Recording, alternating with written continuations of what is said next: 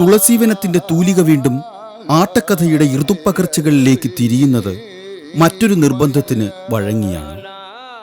ഭാമാവാസുദേവം എന്ന കൃതിയാണ് അങ്ങനെ തുളസീവന തൂലിക രണ്ടാമതായി രചിക്കുന്നത്.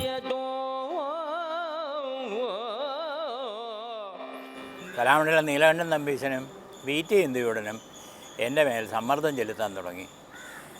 കലാമണ്ഡലത്തിന് അഭിനയിക്കാനായിട്ടൊരു പുതിയ കഥ എഴുതി കൊടുക്കണം. ഞാൻ അപ്പോഴും വളരെയധികം മടിയാണ് പറഞ്ഞത്. കാരണം ഞാനൊരു കഥ എഴുതിയത് ഒരു പ്രത്യേക സാഹചര്യത്തിലാണ്.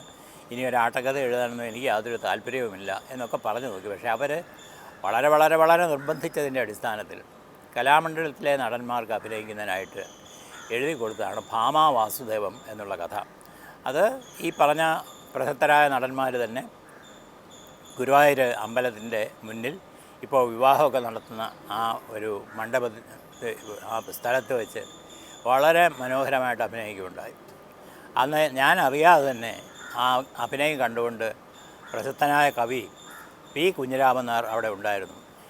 കളിയെല്ലാം കഴിഞ്ഞ് എല്ലാവരും എഴുന്നേൽക്കുമ്പോഴാണ് കുഞ്ഞിരാമൻ നായർ എൻ്റെ അടുക്കൽ വന്ന് പറഞ്ഞത്. ഇപ്പോഴെനിക്ക് ഓർമ്മയുണ്ട്, അദ്ദേഹത്തിൻ്റെ ഒരു സംഭാഷണ രീതിയുണ്ടല്ലോ, ഇതേ സ്വർണ്ണമാണ്, പഴയ സ്വർണം എന്ന് വളരെ പ്രശംസിച്ച് എന്നോട് പറയുകയുണ്ടായി.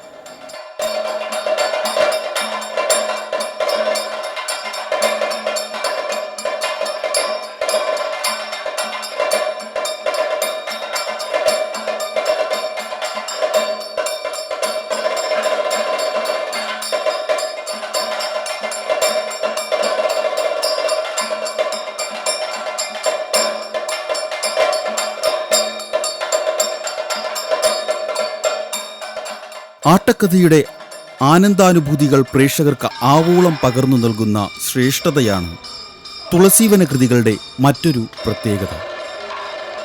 ആ വേഷങ്ങൾ ഒരിക്കലെങ്കിലും അരങ്ങിൽ അവതരിപ്പിച്ചിട്ടുള്ള അഭിനേതാക്കൾക്ക് അത് മറക്കാനാകാത്ത അനുഭവവും.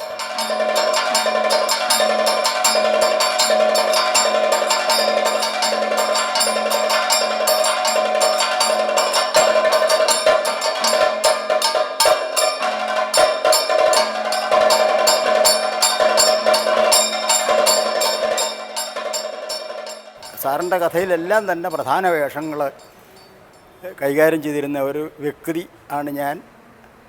അദ്ദേഹവുമായിട്ട് വളരെ വളരെ അടുത്ത സഹകരണവും ബന്ധവുമുണ്ട്. പത്മശ്രീ ഗുരു ചെങ്ങന്നൂർ പകൽക്കുറിയിലൊരു കലാഭാരതി ഉണ്ടാക്കി. ആ കലാഭാരതിയുടെ ഭരണത്തിലും അംഗമായിട്ടിരുന്നയാളാണ് നമ്മുടെ ശ്രീ രാമചന്ദ്രൻ നായർ സാർ. അക്കാലം മുതൽ വളരെ വളരെ ചെങ്ങന്നൂർ ആശാനുമായിട്ടും തന്നെ വളരെ ആത്മബന്ധമുള്ള ഒരു വ്യക്തിയാണ്. ആശാൻ്റെ കൂടെ 12 വർഷം ഗുരുകുലത്തിൽ അഭ്യാസം നേടിയ ആളാണ് ഞാൻ. അപ്പോൾ അന്ന് സാറുമായിട്ടുള്ള സഹകരണം ആശാനുമായിട്ടുള്ള സഹകരണത്തിൻ്റെ പോലെ തന്നെ എനിക്കും കൂടുതൽ സൗകര്യങ്ങൾ വന്നിട്ടുണ്ട്. പിന്നെ അദ്ദേഹത്തിൻ്റെ മകനെ ഞാൻ കഥകളി പഠിപ്പിച്ചിട്ടുണ്ട്. സാബു എന്നാണ് ഞങ്ങൾ പറയുക, ഡോക്ടറാണ്. ആ കാലയളവിലാണ് സാറിൻ്റെ പിന്നുള്ള കഥകൾ പാർവതീപരണയം, കാർത്തികേയ വിജയം, ഭാമാവാസുദേവം, ഇത് 3 കഥകളാണ്. അത് 4 കഥയിൽ ഈ പറഞ്ഞതുപോലെ ഭട്ടാര വിജയം രൂപപ്പെടുത്തി വന്നു. എൻ്റെ സ്വാമിയുടെ വേഷം ഈ കഴിഞ്ഞ പ്രാവശ്യം തന്നെ എൻ്റെ ആയിരുന്നു ചട്ടമ്പി സ്വാമികളുടെ വേഷം. ചട്ടമ്പി സ്വാമികളുടെ വേഷവും പിന്നെ അതിലെ ഒരു വില്ലനായ ഉദ്ദണ്ഡനും ഞാൻ തന്നെയാണ് കൈകാര്യം ചെയ്തിരുന്നത്. അതിനെല്ലാം ഞങ്ങളുടെ സംവിധാനവും സാറിൻ്റെ ഉപദേശവും ഉണ്ടായിരുന്നു. ഒരുപാട് ജനങ്ങളുടെ പ്രീതിയും സമ്പാദിച്ചിട്ടുണ്ട്. അതുപോലെ തന്നെ ഭാമാവാസുദേവം അതുപോലെ തന്നെ അതിനകത്തെ ആദ്യം ജാമ്പവാൻ, കൃഷ്ണൻ തുടങ്ങി എല്ലാ കഥാപാത്രങ്ങളും തന്നെ കൃഷ്ണൻ ഉടനീളമുള്ള കഥാപാത്രമാണ്. അതുമൊക്കെ കൈകാര്യം ചെയ്തിരുന്ന ഒരു വ്യക്തി എന്നുള്ള നിലയ്ക്ക് ആ കഥയ്ക്ക് വളരെ വളരെ ഐശ്വര്യപൂർണമായ ഒരു രൂപമുണ്ട്. പിന്നെ അടുത്ത കഥ പാർവതീപരണയം സംവിധാനം ചെയ്തപ്പോൾ എനിക്ക് ഒരു നന്ദികേശ്വരനാണ് നിശ്ചയിച്ചിരുന്നത്. അതതിലെ വേണ്ടി വന്ന രണ്ടാം കഥാപാത്രമാണെന്ന് സങ്കല്പിക്കാം. പക്ഷേ കഥകളി കഴിഞ്ഞപ്പോൾ ഒന്നാം കഥാപാത്രമായി അത് രൂപാന്തരപ്പെട്ടു. ഏറ്റുമാനൂർ വെച്ചായിരുന്നു. എൻ്റെ ആശാനും കൂടെ ഉള്ളപ്പോഴാണ്. അദ്ദേഹം കാണാനുണ്ട്, ഞങ്ങളെല്ലാവരും കൂടിയാണ്. അങ്ങനെ പിന്നെ അടുത്ത കഥ അദ്ദേഹത്തിൻ്റെ കാർത്തികേയ വിജയ്. അതിൽ ലോകം മുഴുക്ക തകർത്ത താരകാസുരൻ അതെൻ്റെ ആയിരുന്നു. അങ്ങനെ ആ കഥയ്ക്കും വളരെ വളരെ നല്ല പാർവതീപരിണയം കുറച്ചുകൂടി ഒരു നളയരഥത്തിനെയൊക്കെ പറ്റി നമ്മൾ പറയുന്നത് പോലെ വളരെ വളരെ സൗകുമാര്യവും സംഗീതാത്മകവും ഒക്കെയായ ഒരു കഥയാണ്. അങ്ങനെ പറയുമ്പോൾ ഈ 4 കഥകളും കഥകളിക്ക് ഒരു സംഭാവന തന്നെയാണ്. അത് ഞങ്ങളെല്ലാവരും തന്നെ അതിനെ ആത്മാർത്ഥമായി കൈകാര്യം ചെയ്യുകയും അത് പൊതുജനങ്ങളതിനെ ഉൾക്കൊള്ളുകയൊക്കെ ചെയ്തിട്ടുണ്ട്.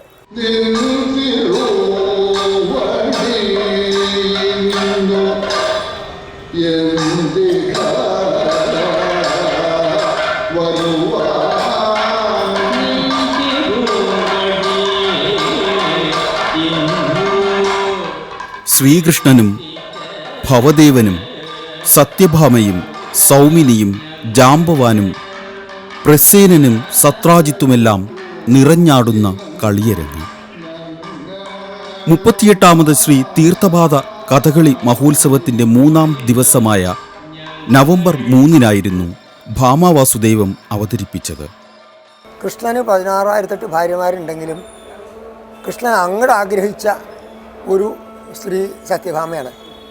അതും മാത്രമല്ല, മറ്റുള്ള ഈ സാധാരണ മനുഷ്യരുടെ പോലെ സാധാരണ മനുഷ്യർ പോലെ തന്നെയാണ് കൃഷ്ണൻ്റെ പെരുമാറ്റം. അതുപോലെയാണെന്നുള്ളത് തെളിയിക്കുന്ന അതിൻ്റെ ആദ്യത്തെ പദം തന്നെ വളരെ സുന്ദരമായിട്ടുള്ളതാണ്.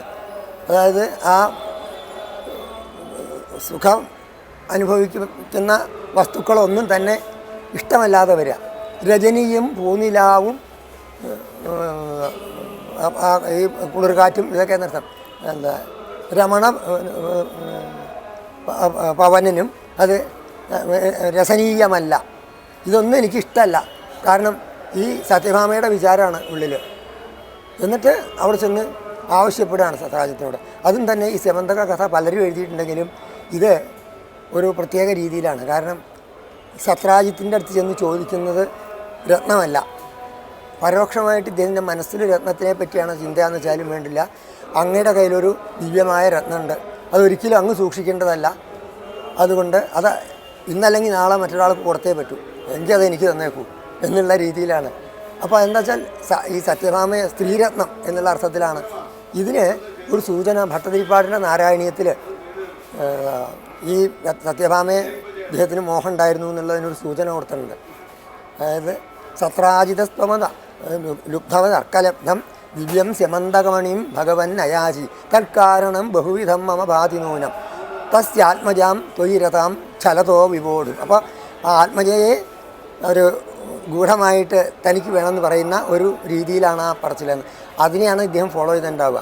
എന്തായാലും അതൊരു പ്രത്യേക സൃഷ്ടിയാണ്. അപ്പോൾ അതിൽ ഞാൻ ഈ മറ്റേ ജാംബവാൻ്റെ വേഷവും അതുപോലെ തന്നെ മറ്റേ ആ ബ്രാഹ്മണൻ്റെ വേഷവും ഇങ്ങനെ കിട്ടിയിട്ടുണ്ട്. അപ്പോൾ അതിലൊക്കെ തന്നെ ആ കഥാപാത്രത്തിനനുസരിച്ചുള്ളതായ അതിൻ്റെ സൗന്ദര്യവും മറ്റേ ജാംബവാൻ എന്നുണ്ടെങ്കിൽ ജാംബവാന് പ്രാധാന്യം കൊടുത്തുകൊണ്ടുള്ള കഥ നമുക്ക് വളരെ കുറവാണ് കഥകളിയിൽ.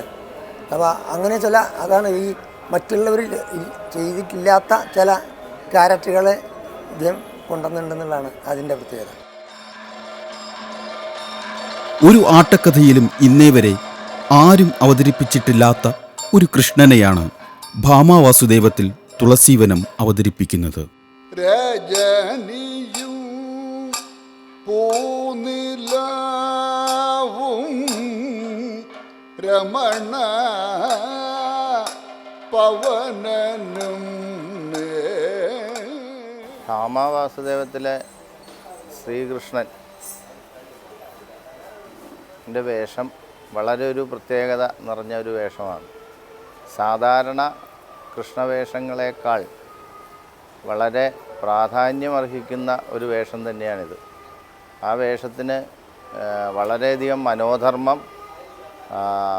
വളരെ നല്ല അഭിനയ മുഹൂർത്തങ്ങൾ, നല്ല സന്ദർഭങ്ങൾ എല്ലാം ഒത്തിണങ്ങിയ ഒരു വേഷമാണ് ഇത്. ഈ ഭാമാവാസുദേവത്തിലെ ശ്രീകൃഷ്ണൻ എന്ന് പറഞ്ഞാൽ അത് ഒന്ന് മനസ്സിരുത്തി വേണം അരങ്ങത്ത് കയറാൻ. എന്നാൽ വളരെ നല്ല ഭംഗിയായിട്ട്, വളരെ ആൾക്കാരെ നമ്മളിലേക്ക് ആകർഷിക്കുന്ന രീതിയിലുള്ള അഭിനയ മുഹൂർത്തങ്ങൾ ഇതിനകത്ത് ധാരാളമുണ്ട്. അതൊരു വേഷക്കാരനെ സംബന്ധിച്ചിടത്തോളം അത് ആടി ഫലിപ്പിക്കുക കുറച്ച് പ്രയാസമാണ്. ആസ്വാദകർക്ക് വളരെയധികം ആസ്വാദന രീതിയിൽ തന്നെ ഈ കൃഷ്ണൻ്റെ ഭാഗം വളരെ നല്ല രീതിയിൽ അദ്ദേഹം ഇവിടെ ഇതിനകത്ത് കവിതകൾ രചിച്ചിട്ടുണ്ട്. അത് വെച്ചുകൊണ്ട് അരങ്ങത്ത് പ്രവർത്തിക്കുമ്പോൾ വേഷക്കാരനെ സംബന്ധിച്ചിടത്തോളം വളരെ ഒരു നിശ്ചയദാർഢ്യം ആ വേഷത്തിനോടുണ്ടാകും. ആ വേഷം നല്ല ഭംഗിയായിട്ട് ചെയ്യണമെന്ന് നമുക്ക് തന്നെ ആ പദങ്ങൾ കേൾക്കുമ്പോൾ നമുക്ക് തോന്നും. അതനുസരിച്ച് നമുക്ക് അരങ്ങത്ത് പ്രവർത്തിക്കാനും സാധിക്കും എന്നുള്ളതാണ് എൻ്റെ ഈ വേഷം കിട്ടിയതിലുള്ള പരിചയം കൊണ്ട് എനിക്ക് ഉണ്ടായിട്ടുള്ളത്.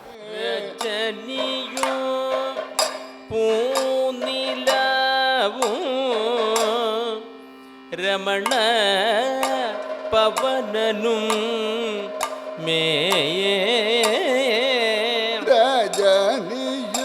ഭാമാവാസുദേവം എന്ന് പറയുന്ന കഥയുടെ ഒരു പ്രത്യേകത, ശ്രീകൃഷ്ണൻ സത്യഭാമയോടുള്ള പ്രണയം കൊണ്ട് പ്രണയാതുരനായിരിക്കുന്ന ഒരു രംഗത്തോടു കൂടിയാണ് കഥ ആരംഭിക്കുന്നത്. ശ്രീകൃഷ്ണൻ കഥാനായകനായ വേറെ ഒരു ആട്ടക്കഥയിലും രുക്മിണി സ്വയംവരം ഉൾപ്പെടെ ശ്രീകൃഷ്ണന് നായികയോടൊരു പ്രണയമുള്ളതായിട്ട് പറയുന്നില്ല.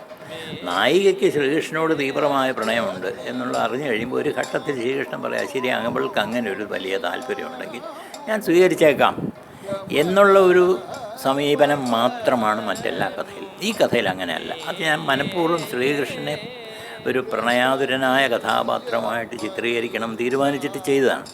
ശ്രീകൃഷ്ണൻ ഇങ്ങനെ സത്യഭാമയെ ചിന്തിച്ചുകൊണ്ട്, അവളുടെ സൗന്ദര്യത്തെപ്പറ്റി ചിന്തിച്ചുകൊണ്ടിരിക്കുന്നതായിട്ടാണ് കഥ ആരംഭിക്കുന്നത്.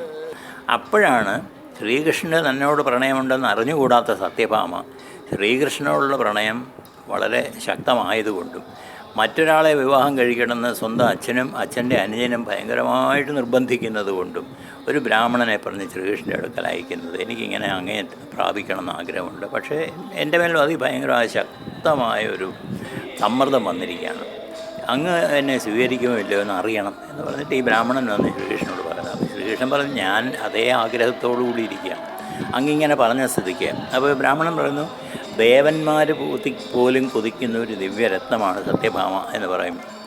അപ്പോൾ ശരി, ഞാൻ തന്നെ നേരിട്ട് പോയി സത്യഭാമയുടെ അച്ഛനോട് ആവശ്യപ്പെടാം എന്ന് പറഞ്ഞിട്ട് സത്യഭാമയുടെ അച്ഛനായ സത്രാജിത്തിൻ്റെ അടുക്കൽ വന്നിട്ട് ശ്രീകൃഷ്ണൻ പറയുകയാണ്, ദേവന്മാർ പോലും കൊതിക്കുന്ന ഒരു ദിവ്യരത്നം അങ്ങയുടെ ഭവനത്തിലുള്ളതായിട്ട് അറിയുന്നു, എനിക്ക് അത് കിട്ടിയാൽ കൊള്ളാമെന്ന് ആഗ്രഹമുണ്ട്.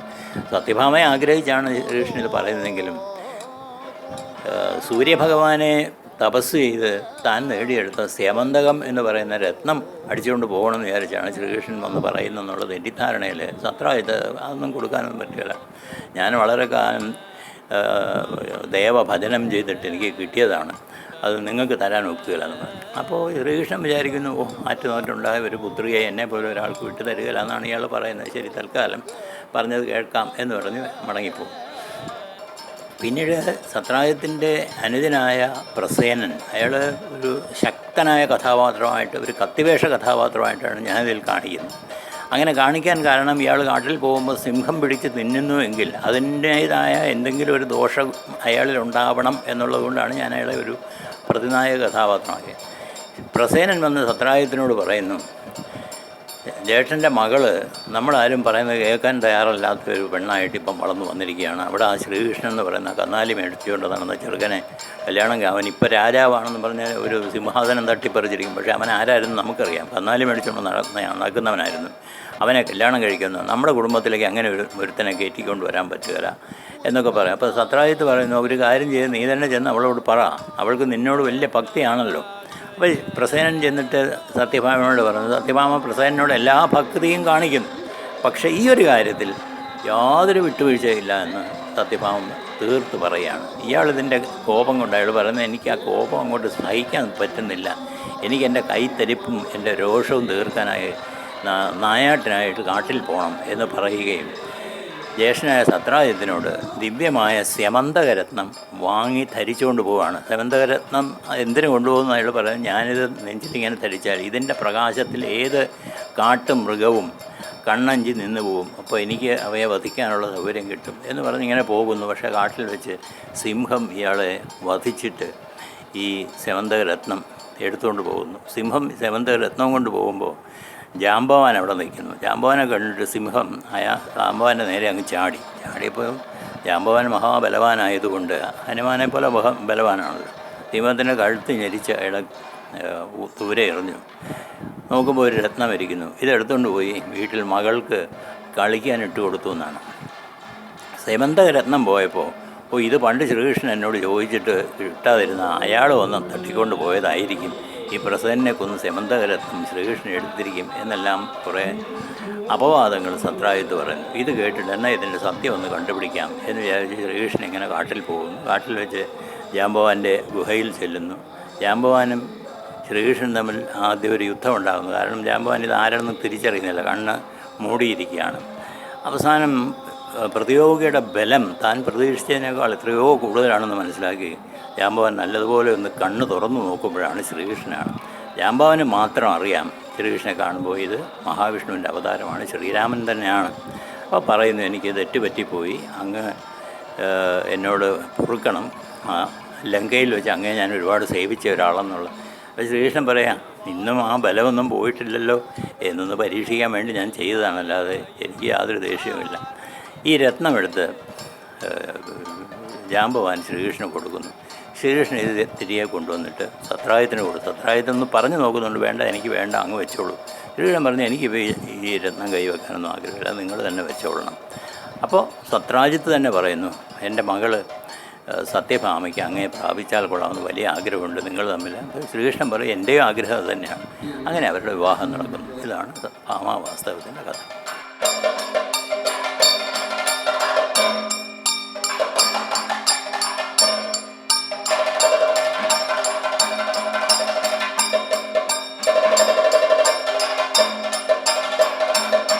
രസവൈവിധ്യവും വേഷവൈവിധ്യവും തുളസീവന കൃതികളുടെ മറ്റൊരു സവിശേഷതയാണ്. പച്ചവേഷത്തിനും കത്തിവേഷത്തിനും കരിവേഷത്തിനുമെല്ലാം അതിൻ്റേതായ മികച്ച സാധ്യതകൾ ഒരുക്കി നൽകിയിരിക്കുന്നു.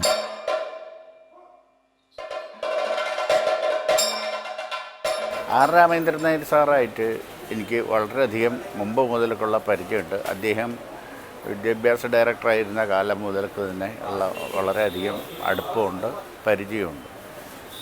വിജ്ഞാനത്തിനെ സംബന്ധിച്ച് പറയുക, കഥകളിയെ സംബന്ധിച്ച് ഇത്രയും ജ്ഞാനമുള്ള ഒരു വ്യക്തി വളരെ ദുർലഭമാണ്. അദ്ദേഹം ആട്ടക്കഥകൾ 4 ആട്ടക്കഥകൾ എഴുതിയിട്ടുണ്ടെങ്കിൽ ഓരോന്നും ഒന്നിനൊന്ന് മെച്ചപ്പെട്ടതാണ്. എന്താ വെച്ചാൽ നളചരിതത്തിന് പകരമായിട്ട് അദ്ദേഹത്തിൻ്റെ പാർവതീപുരണയും കുട്ടികൾക്ക് പാഠ്യവിഷയമാക്കി എടുത്തു. അപ്പം തന്നെ നമുക്ക് അദ്ദേഹത്തിൻ്റെ ആ സാഹിത്യത്തിൻ്റെ മേന്മ നമുക്ക് മനസ്സിലാക്കാവുന്നതാണ്. അദ്ദേഹത്തിൻ്റെ ഓരോ കഥകളും അതേ പാർവതീപുരണയും അതുപോലെ തന്നെ ഭട്ടാരക വിജയം, ഭാമാവാസുദേവം, കാർത്തികേയ വിജയം, എല്ലാ ആട്ടക്കഥകളും സാഹിത്യപരമായിട്ട് എടുത്തു നോക്കണം. സാഹിത്യപരമായിട്ട് എന്നുള്ളതല്ല, അഭിനയത്തിനും അതെ, ഓരോന്നിനും പ്രത്യേകമായിട്ട് യോഗ്യതയുണ്ട്. ഇപ്പോൾ ഉദാഹരണത്തിന് പറയുകയാണെന്ന് വെച്ചാൽ ദക്ഷയാഗത്തിൽ ഈ സതി തപസ് ചെയ്യുന്നിടത്ത് ബ്രാഹ്മണനായിട്ടാണ് അവതരിപ്പിച്ചിരിക്കുന്നത്. അതിൻ്റെ ആ ഔചിത്യബോധമാണ് പ്രത്യേകമായിട്ട് ആയിരിക്കുന്നത്. കാട്ടിൽ തപസ് ചെയ്യണം. ആ തപസ് ചെയ്യുന്ന സമയത്ത് അവിടെ ഔചിത്യം ഒരു ബ്രാഹ്മണനല്ല, ബ്രാഹ്മണൻ വന്നിട്ട് ബ്രാഹ്മണൻ ഭസ്മക്കുറിയും ഇതൊക്കെ ആയിട്ട് വന്നിട്ട് ശിവനെ കുറ്റം പറയുകയല്ല ഔചിത്യം. അവിടെ ഒരു കാട്ടാളം തന്നെയാണ് ഏറ്റവും അധികം ഔചിത്യമായിട്ടുള്ളത്. അതുപ്രകാരമാണ് അദ്ദേഹം പാർവതീപരിണയത്തിൽ പാർവതിയെ ഇതിൽ നിന്ന് പിന്തിരിപ്പിക്കാൻ വേണ്ടി ശ്രമിക്കുന്ന കാട്ടാളനായിട്ട് അദ്ദേഹം അവതരിപ്പിച്ചിട്ടുണ്ട്. അപ്പോൾ ഓരോന്നിൻ്റെ ആ ഔചിത്യബോധം പ്രത്യേകം എടുത്ത് പറയാവുന്നതാണ്. അദ്ദേഹത്തിൻ്റെ സാഹിത്യമേന്മ ഞാൻ പറഞ്ഞറിയിക്കേണ്ട വിഷയമില്ല, എല്ലാവർക്കും അറിയാം, കുട്ടികൾ പഠിച്ചിട്ടുള്ളതാണ്. ആട്ടക്കഥയെ സംബന്ധിച്ച് ഇത് മാത്രമല്ല, കഥകളിയുടെ വിജ്ഞാനത്തിനെ സംബന്ധിച്ചും അദ്ദേഹം അത്യുന്നതം തന്നെയാണ്, സംശയമില്ല.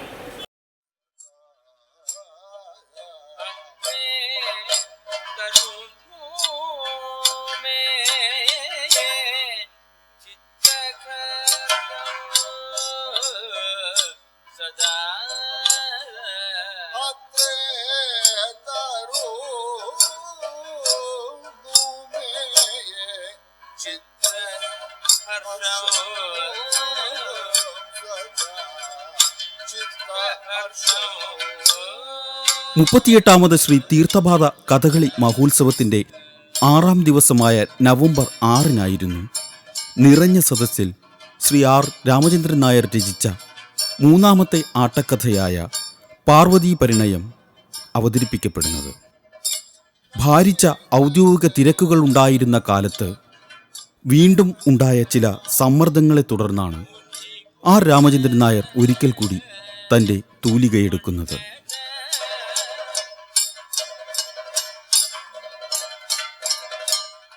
പകൽക്കുറിയിലുള്ള കലാഭാരതി എന്ന കഥകളി സംഘടനയുടെ പ്രവർത്തകരായ ദേവദാസ്, പകൽക്കുറി നാരായണപിള്ള, അന്നവിടെ കുറച്ചു കാലം പ്രവർത്തിച്ചിരുന്ന മങ്കൊമ്പ് ശിവശങ്കരപ്പിള്ള, ഇവരൊക്കെ എന്നെ കണ്ട് നിർബന്ധമായിട്ട് ഒരു കഥ പകൽക്കുറി കലാഭാരതിക്ക് വേണ്ടി എഴുതി കൊടുക്കണം എന്ന് നിർബന്ധിക്കാൻ തുടങ്ങി.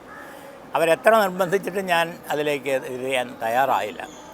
പക്ഷേ അവസാനം അവരെന്ത് ചെയ്തെന്ന് വെച്ചാൽ, സാക്ഷാൽ ഗുരു ചെങ്ങന്നൂർ രാമൻപിള്ള അദ്ദേഹത്തെ സമീപിച്ച് രാമൻപിള്ള ആശാനെ കൊണ്ട് എന്നോട് പറയും. രാമൻപിള്ള ആശാൻ പറഞ്ഞു, അവരെ ഈ സ്ഥാപനം എൻ്റെ ഒരു പേരിൽ കൂടെയാണ് നടത്തുന്നത്, അതുകൊണ്ട് തീർച്ചയായും എന്നോടുള്ള ഒരു സ്നേഹത്തിൻ്റെ ഭാഗമായിട്ട് ഒരു കഥ ഞങ്ങൾക്ക് വേണ്ടി എഴുതി തരണം. രാമൻപിള്ള ആശാൻ പറഞ്ഞു കഴിഞ്ഞാൽ പിന്നെ നമുക്കത് തിരസ്കരിക്കാൻ സാധ്യമേ അല്ല. അതുകൊണ്ട് പാർവതീ പരിണയം എന്ന കഥ ഞാൻ എഴുതാനിടയായി.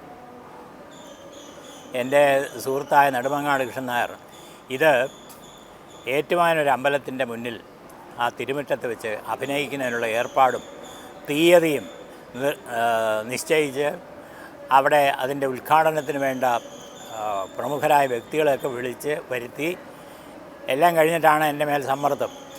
ഉടനെ എഴുതിയേ തീരുള്ളൂ. അങ്ങനെ ഒറ്റ ഇരിപ്പിനിരുന്ന് പാർവതീ പരിണയം എന്ന കഥ എഴുതാനിടയായി. അത് ഏറ്റുമാനിൽ വെച്ച് അഭിനയിച്ചു. 1975 ചെങ്ങന്നൂർ രാമപിള്ള ആശാനും അമ്പലപ്പുഴ രാമവർമ്മ സാറും ഐമനം കൃഷ്ണ കൈമൾ സാറും എല്ലാം അത് കാണാനായിട്ടുണ്ടായിരുന്നു. അവരെല്ലാം വളരെയധികം പ്രശംസിച്ച് എന്നോട് പറയുകയുണ്ടായി. അന്നും ഓയൂർ കൊച്ചുഗോവിന്ദപിള്ളയുടെ ശിവനും കാട്ടാളനും മടവൂർ വാസുദേവൻ നായരുടെ നന്ദികേശ്വരൻ, ചെന്നിത്തല ചെല്ലപ്പൻപിള്ളയുടെയും വേഷം ഉണ്ടായിരുന്നു. ഇപ്പം എനിക്ക് കൃത്യമായിട്ട് ഓർമ്മ വരുന്നില്ല ഏത് വേഷമാണ് അദ്ദേഹം എടുത്തതെന്ന്.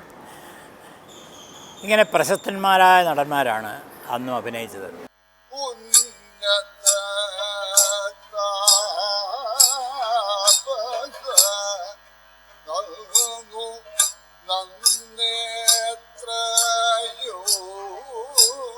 കോട്ടയ്ക്കൽ ചന്ദ്രശേഖര വാര്യർ കാമദേവനായും, പാർവതിയായി കലാമണ്ഡലം രാജശേഖരനും, നന്ദികേശ്വരനായി നെല്ലിയോട് വാസുദേവൻ നമ്പൂതിരിയും, കാട്ടാളനായി മടവൂർ വാസുദേവനുമെല്ലാം അരങ്ങു നിറഞ്ഞു കളിച്ച ഈ സായാഹ്നം പ്രേക്ഷകർ ഒത്തിരി നാൾ ഹൃദയത്തിൽ സൂക്ഷിക്കും.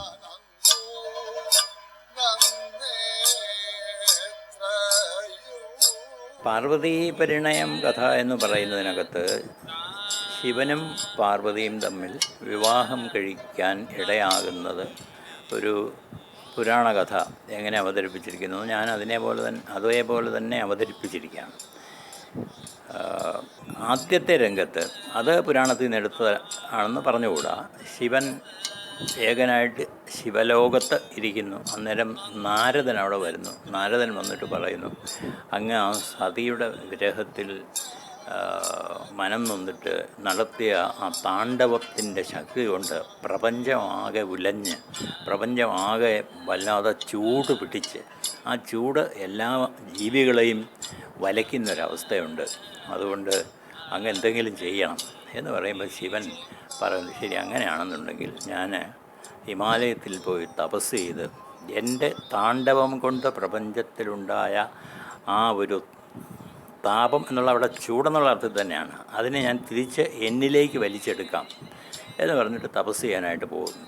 ഇങ്ങനെ ശിവന് തപസ് ചെയ്യാൻ പറ്റിയ ഒരിടം കണ്ടെത്തുന്നതിനായിട്ട് നന്ദികേശ്വരൻ ഹിമവാൻ്റെ അടുക്കൽ പോയിട്ട് പറ്റിയ ഒരു സ്ഥലം അന്വേഷിച്ച് അവസാനം ഒരു നല്ല സ്ഥലം കണ്ടുപിടിക്കുന്നു. അവിടെ വന്ന് ശിവൻ തപസ്സിരിക്കുന്നു. അപ്പോൾ ഹിമവാൻ മകളായ പാർവതിയോട് പറഞ്ഞു, നിൻ്റെ തോഴിയായ ഈ ലീലാവതിയോട് ശിവന് അത്യാവശ്യം വേണ്ട പുഷ്പങ്ങളും മറ്റു കാര്യങ്ങളൊക്കെ അടുപ്പിച്ച് കൊടുക്കാനായിട്ട് അദ്ദേഹത്തെ ഒന്ന് ശുശ്രൂഷിക്കാനായിട്ട് അങ്ങോട്ട് അയക്കണം. അപ്പോൾ പാർവതി പറഞ്ഞു, ഞാൻ ഇവിടെ അയക്കുകയല്ല, ഞാൻ തന്നെ പോവാം എന്ന് പറഞ്ഞ് പാർവതി അങ്ങോട്ട് ചെല്ലുന്നു. പാർവതി നടന്നു വരുമ്പോൾ അതൊക്കെ ഞാൻ കഥയുടെ ഒരു രസത്തിന് വേണ്ടി സൃഷ്ടിച്ച രംഗങ്ങളാണ്. നന്ദികേശ്വരൻ ആദ്യം പാർവതി അവിടെ തടയുന്നു.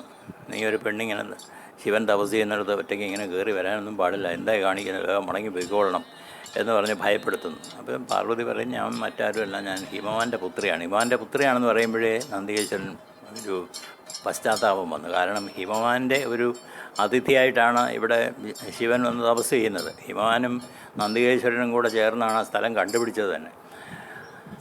അത് കഴിയുമ്പോൾ നന്ദികേശ്വരൻ, അയ്യോ ആളെ മനസ്സിലാകാത്തതുകൊണ്ട് ഞാൻ ബഹളം ഉണ്ടാക്കിയാണ്, നിനക്ക് പോയി അവിടെ ഇഷ്ടം പോലെ അദ്ദേഹത്തെ ശുശ്രൂഷിക്കാൻ ഒരു തടസ്സവുമില്ല.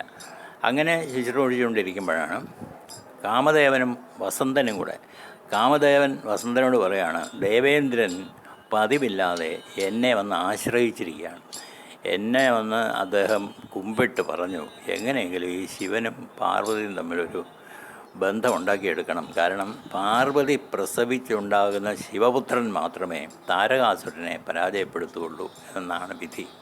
അതുകൊണ്ട് ഈ പാർവതിയെ ശിവൻ ഭാര്യയായിട്ട് സ്വീകരിക്കണം. ഇപ്പോൾ ശിവൻ സ്വീകരിക്കില്ല, കാരണം അദ്ദേഹം തപസ്സിലിരിക്കുകയാണ്. അദ്ദേഹം ഒരു പെണ്ണിനെ സ്വീകരിക്കുക എന്ന് പറയുന്നത് ചെയ്യുകയില്ല. അതുകൊണ്ട് നീ ഇത് ഏറ്റെടുക്കണമെന്ന് പറയുന്നു. കാമദേവൻ എന്നിട്ട് വസന്തനെയും ചേർത്തുകൊണ്ട് അവിടെ വന്നിട്ട് ഇവർ തമ്മിലൊരു ബന്ധം ഉണ്ടാക്കാനായിട്ട് ശ്രമിക്കുന്നു.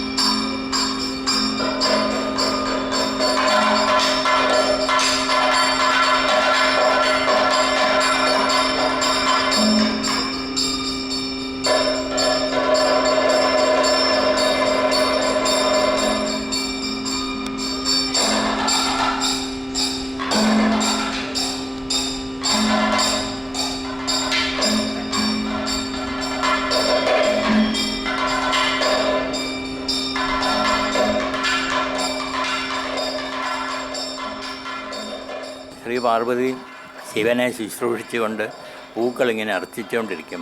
ഇയാൾ പുഷ്പബാണം അയച്ച് ശിവൻ്റെ മനസ്സുലയ്ക്കുന്നു. ശിവൻ്റെ മനസ്സാദ്യം ഒന്ന് ഉലയും. പാർവതിയുടെ ഒരു സൗന്ദര്യത്തിൽ അദ്ദേഹം പെട്ടെന്ന് ആകൃഷ്ടനാകും. പക്ഷെ അത് കഴിഞ്ഞ ഉടനെ അദ്ദേഹം ചിന്തിക്കും, എനിക്കിതെന്ത് പറ്റി ഇങ്ങനൊരു മാറ്റം. അപ്പോഴാണ് കാമദേവൻ അവിടെ നിൽക്കുന്നത് കാണുന്നത്. കാമദേവനെ ഭസ്മീകരിച്ചിട്ട് ശിവൻ അവിടെ നിന്ന് അപ്രത്യക്ഷനാകും. അപ്പോൾ പെട്ടെന്ന് ശിവൻ അപ്രത്യക്ഷനായതോടുകൂടി ശ്രീപാർവതിക്ക് വലിയ ഒരു മനപ്രയാസമായി. ശ്രീപാർവതിയോട് പണ്ട് നാരദൻ കുട്ടിക്കാലത്ത് തന്നെ ശിവൻ ഭർത്താവായി വരും എന്ന് പറഞ്ഞിരുന്നു എന്നൊക്കെ പുരാണത്തിലുണ്ട്. പക്ഷെ ഞാനതെല്ലാം എടുത്ത് കളഞ്ഞു. ശ്രീപാർവതിക്ക് ശിവൻ ഭർത്താവായി വരും എന്നുള്ള യാതൊരു പ്രതീക്ഷയുണ്ടായിരുന്നില്ല. അദ്ദേഹത്തെ ശുശ്രൂഷിക്കാൻ പോയി. ശുശ്രൂഷിച്ചുകൊണ്ടിരിക്കെ ക്രമേണ ശ്രീപാർവതിയുടെ മനസ്സിൽ ശിവനോടൊരു അനുരാഗമുണ്ടായി എന്നാണ് എൻ്റെ കഥയിൽ ഞാൻ പറയുന്നത്. അപ്പോൾ അദ്ദേഹം അപ്രത്യക്ഷനായതോടുകൂടി വലിയ മനപ്രയാസമായി. തോഴിയുമായിട്ട് സംസാരിച്ചു. അദ്ദേഹം എന്താ എന്നെ ഇട്ടിട്ട് പോയി കളഞ്ഞത്, ഞാൻ അത്രമാത്രം അദ്ദേഹത്തെ സ്നേഹിച്ചിരുന്നാണല്ലോ.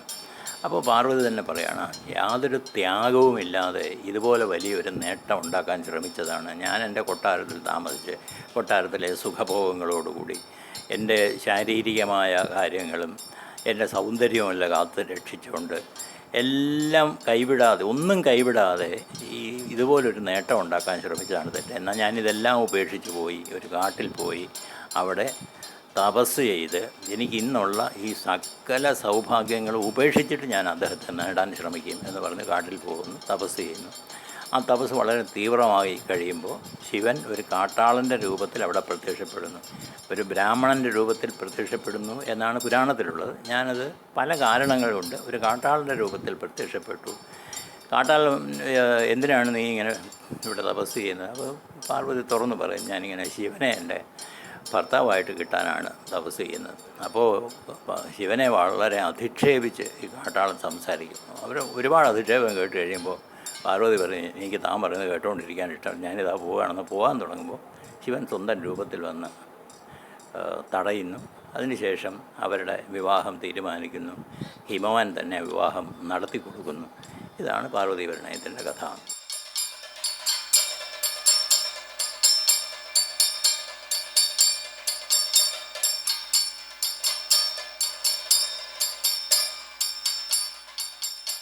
കാമദേവനെ സംബന്ധിച്ച് പറയുകയാണെന്നുണ്ടെങ്കിൽ ഇപ്പോൾ ആ കുമാരസംഭവത്തിൽ പ്രത്യേകിച്ച് എടുത്ത് പറയുന്നുണ്ട് ആ കാമദേവൻ്റെ പ്രവൃത്തികളെ സംബന്ധിച്ച്. ആ ജോലികൾ വളരെ ഭംഗിയായിട്ട് ചെയ്യുക എന്ന് പറഞ്ഞിട്ടുണ്ടെന്നുണ്ടെങ്കിൽ അത് വളരെ വളരെ രസകരമായിട്ടുള്ള ഒരു രംഗമായിട്ടാണ് എനിക്ക് തോന്നിയിട്ടുള്ളത്. ആ എന്താ വെച്ചാൽ യാതൊരു വികാരവും ഇല്ലാത്ത ഈ പ്രകൃതിയെ പോലും കാമത്തിൻ്റെ ഉത്തേജനത്തിലേക്ക് കൊണ്ടുവരിക എന്ന് പറഞ്ഞാൽ അത് വളരെയധികം സുഖം ഫലിപ്പിക്കാൻ പറ്റുന്ന ഒരു രംഗമാണ്. അതാണ് അതിൻ്റെ പ്രത്യേകത.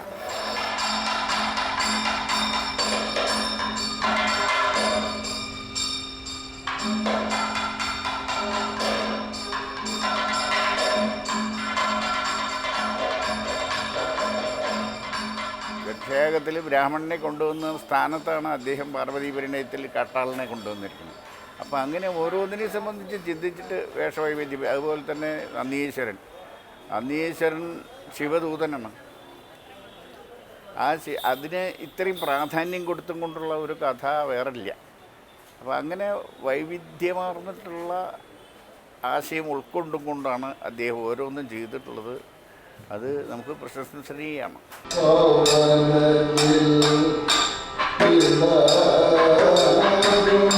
തുളസീവന കൃതികളെല്ലാം രംഗശോഭയും സംഗീതമാധുര്യവും സാഹിത്യഭംഗിയുമെല്ലാം ഒന്നിച്ചു ചേരുന്ന കൃതികളാണ്.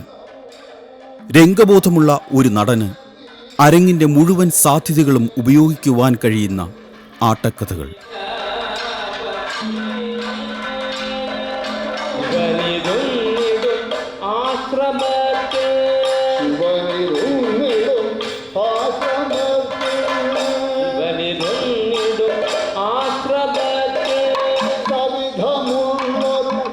കേരളത്തിൻ്റെ സാംസ്കാരിക രംഗത്ത് മഹത്തായ സംഭാവനകൾ നൽകിയ ഒരു മഹത് വ്യക്തിത്വമാണ് ശ്രീ രാമചന്ദ്രൻ നായർ IAS അവറുകളുടെ.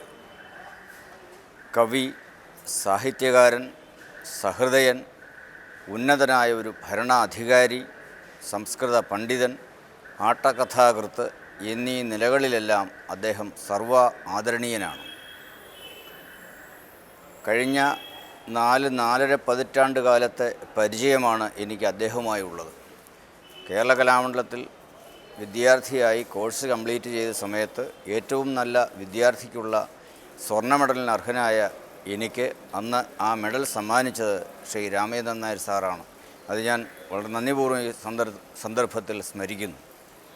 അന്ന് അദ്ദേഹം DPA ആയിരുന്നു, വിദ്യാഭ്യാസ ഡയറക്ടറായിരുന്നു. അന്ന് കേരളത്തിൽ സാംസ്കാരിക വകുപ്പ് നിലവിൽ വന്നിരുന്നില്ല.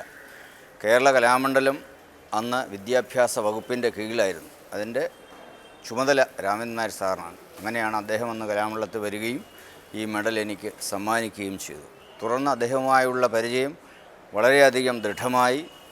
പിന്നീട് അദ്ദേഹത്തിൻ്റെ ആട്ടക്കഥകളിലെല്ലാം ഭട്ടാരവിജയം, പാർവതീപരിണയം, ഭാമാവാസുദേവം, കാർത്തികേയ വിജയം ഈ 4 ആട്ടക്കഥകളിലും അതിലെ നായിക കഥാപാത്രങ്ങളെ പലകുറി അവതരിപ്പിക്കാനുള്ള അവസരം എനിക്ക് ലഭിച്ചു. അതിൽ പ്രധാനമായ പാർവതീപരിണയത്തിലെ പാർവതി, ഭാമാവാസുദേവത്തിലെ സത്യഭാമ, ഭട്ടാരവിജയത്തിലെ കാന്തിമതി, ഇത് 3 നായിക പ്രാധാന്യമുള്ള കഥാപാത്രങ്ങൾ. അതിനെ പല സന്ദർഭത്തിൽ അവതരിപ്പിച്ച് വിജയിപ്പിക്കാൻ എനിക്ക് സാധിച്ചിട്ടുണ്ടെന്ന് ഞാൻ വളരെ നന്ദിപൂർവ്വം ഓർക്കുന്നു. അദ്ദേഹത്തിൻ്റെ പാർവതീവരണയമാണ് ഒരുപക്ഷെ എൻ്റെ മനസ്സിൽ ഏറ്റവും കൂടുതൽ മികച്ചതായി തോന്നി. ഈ നാലാട്ടക്കഥകൾ ഏറ്റവും മികച്ചതായി പലരും അഭിപ്രായപ്പെട്ടിട്ടും എൻ്റെ ഒരു വ്യക്തിപരമായ അഭിപ്രായത്തിലും പാർവതീവരണയമാണ് മുന്നിൽ നിൽക്കുന്നതെന്ന് ഞാൻ പറയും. കാരണം അതിലെ എല്ലാ കഥാപാത്രങ്ങളും, പാർവതിയായാലും കാട്ടാളനായാലും നന്ദികേശ്വരനായാലും ശിവൻ, എല്ലാം മികച്ച നിലവാരം പുലർത്തുന്ന കഥാപാത്രങ്ങളാണ്. അപ്പോൾ പാർവതി അവസരത്തിൽ ഞാൻ ഇപ്പോൾ നളചരിത്രത്തിലെ ദമയന്തിയെപ്പോലോ അല്ലെങ്കിൽ മറ്റ് കഥകളിലെ നായിക കഥാപാത്രങ്ങളെപ്പോലെയോ ഒക്കെ ഏതാണ്ട് ആ നിലവാരത്തിൽ നിൽക്കുന്ന ഒരു സ്ത്രീ കഥാപാത്രമാണ് പാർവതീവരണയത്തിലെ പാർവതി. ഞാൻ കഥകളി രംഗത്ത് കൂടുതൽ സ്ത്രീവേഷമാണ് ചെയ്യുന്നതെന്നുകൊണ്ട് തന്നെ ഈ പാർവതിയെ എനിക്ക് വളരെയേറെ ഇഷ്ടപ്പെട്ട, ഞാനൊരു സ്ത്രീ കഥാപാത്രങ്ങൾ എന്നുള്ള ഒരു പുസ്തകം എഴുതിയപ്പോഴും അതിൽ ഞാൻ ഈ പാർവതിയെ പ്രതിപാദിച്ചിട്ടുണ്ട്.